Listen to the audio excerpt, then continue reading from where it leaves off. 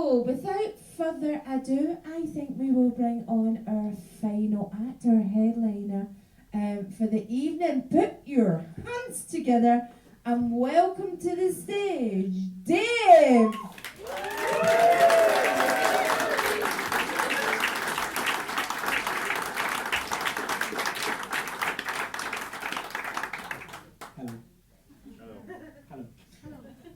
It's nice to be here on time. The last few times I've come here, I've been stuck in the Worthing bottleneck, which is not a dance craze from the 1980s or an inadvisable sexual position from the 1970s, but part of the A27 that just doesn't seem to be. I'm not sure at what point I leave the bottle or if I'm going into the bottle. I've never worked out, but I don't mind sitting in traffic. I don't have anything to do. And one of the things I do quite enjoy about sitting in traffic is noticing the stickers that some people choose to put on the backs of their cars, like, back off, I'm sticking to the limit. Jesus, I haven't even done anything. Like, you don't know me, I haven't done anything wrong. It's a little bit defensive. I'd like to meet one of those people, you know. Hi, my name's Roger. You better not break into my house. Just chill out a little bit, you know. The other one that kind of really messes with my head is when you're on the motorway sometimes, you see a lorry and it says, if you can't see my mirrors, then I can't see you. It's like, what? Well, hang on, what? What if I can see your mirrors, but I can't see you? What if you can see my mirrors, but you can't see me, or you can do both? What if this is all just one massive mirror and we're meant to be driving in the opposite direction? Why are you presenting me with fucking riddles when I'm trying to operate a motor vehicle? I don't see why you would do that. Life is hard enough as it is, and life really is hard enough as it is. And one of the things that I think is the worst thing about life is how much of it there is. And I don't mean how long it is, although that can be fairly tedious as well, to be honest. But I just mean sort of how much stuff there is to do all the time in life, and it's always too overwhelming. I've spent a long time worrying that I wouldn't be able to cope, and then I stopped coping, and I've been successfully not coping for about 7 years now, and it's actually not too bad. If any of you are worrying about not being able to cope, I do actually try not coping. It's the only real alternative to coping, and it's okay. But I've been in a place where I thought I should at least try to get back to trying to cope. So what I've been doing is I've been trying to outsource some of the things that I can't really deal with. The first thing that I've been outsourcing is tidying our house. It's like a bomb had hit it if the bomb contained the contents of a British Heart Foundation charity shop.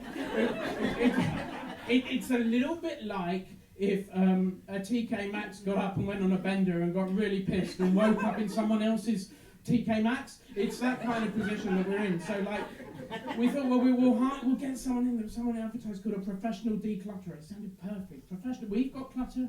They're a professional declutterer. Match made in heaven. Now, let me tell you something. If you're looking for a new career, something that could possibly make you as much money as possible while doing as little as possible, then professional declutterer is the career that you are looking for. I swear to God, she came into our house, went into the living room. She put a bunch of boxes down on the floor, and then she would pick everything up that was lying around. She'd be like to us, she'd say, where does this go? I'd be like, kitchen. She'd be like, right, put it in the box marked kitchen. She'd be like, where does this go? Bathroom. Put it in the box marked bathroom. And then when all the boxes got filled up, she told us to go and put those things in the rooms.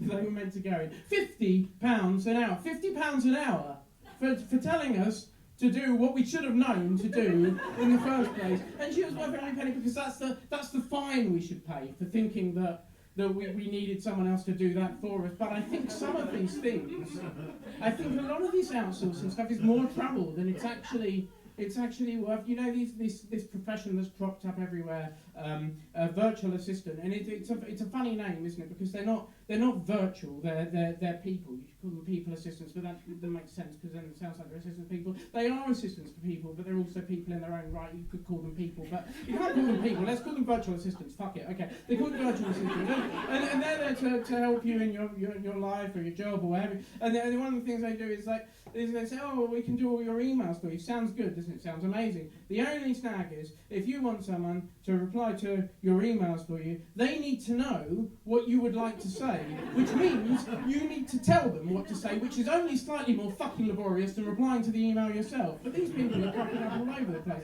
It reminded me of this fridge that Samsung made a few years ago, and the selling point on it was, it can tell you what items you're running low on, it can tell you what items are in your fridge. Sounds amazing, doesn't it? The only snag is, for it to know what items are in your fridge, you have to program in every single fucking item into the door. And then, when you take something out, you have to minus it and tell it that you've taken something out. But I think that we'll all need to buy one, because I can't think of any other way we could know what's inside our fridges. How have we been dealing with it up until now? It's a mystery. It's a mystery to me. So let's get these Samsung fridges. I think that's the only thing we can do. There are some things that I would still quite like to outsource. My job is probably top of the list. One of the things I've been thinking of recently is, there's probably someone out there who would do my job for a little bit less money than I get. And if that's the case, could I hire them on the slide, like just quietly, and turn a profit for doing nothing? So I've been looking into that. The other thing that I would like to outsource possibly is having fun. I know that sounds I know it sounds weird, and you think, oh, you're doing all this outsourcing to have more fun. No, I would like to outsource having fun. I got to a point where I don't know when it was, I don't know what age it was, but there was a point where I enjoyed socialising, and I slowly transitioned into just pretending to enjoy socialising while not really enjoying socialising. And don't get me wrong, I like the idea of going out with friends, but that's just, I like the idea of going out with friends. I like to imagine it, and I like to remember it as something I've already done, but I don't want it to happen. So you start ticking everything off. You think, well, what's left to do? It's like, well, sleeping. I could sleep a lot. That would be good. But I think sleeping takes an awful lot of your day up. It's kind of a bind in and of itself. And if I could get someone else to do that, then that would be maybe something I could look into. So I think I might outsource that, which means I could possibly, follow in the footsteps of all these other people. It could be a professional outsourcer. It feels like I'm doing that already. But then again, I think, well, maybe I could just get someone else to do that as well. So anyway, thank you very, very much for being here. If you've got this weekend, you've got the bonfire night. So if you're going to do that, then enjoy that. Or maybe you're engaging somewhat with the Worthing bottleneck, then please enjoy that as well. Thanks to all of you for coming. You've been a really lovely audience. Good night.